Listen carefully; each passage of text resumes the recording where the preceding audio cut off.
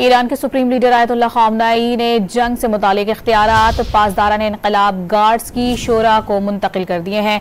अब ईरानी पासदारान इनकलाब गार्ड्स को जंग से मुतालिक उमूर पर मुकम्मल इख्तियार मिल गया है।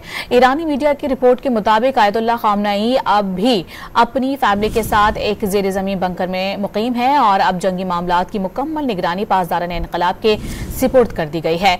ईरान के रहबर आला ने अपने पैगाम में कहा है कि दहशतगर्द सहूनी रियासत को सख्त जवाब देना जरूरी है। सहूनियों पर ईरान कोई रहम नहीं करेगा। ईरान के सुप्रीम लीडर आयतुल्लाह ख़ामनेई ने जंग से मुतालिक इख्तियारात पासदारान इनकलाब गार्ड्स की शोरा को मुंतकिल कर दिए हैं।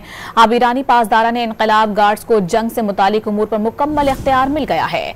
ईरानी मीडिया की रिपोर्ट के मुताबिक आयतुल्लाह ख़ामनेई अब भी अपनी फैमिली के साथ एक ज़ेर ज़मीन बंकर में मुकीम है और अब जंगी मामलात की मुकम्मल निगरानी पासदारान इनकलाब के सिपुर्द कर दी गई है।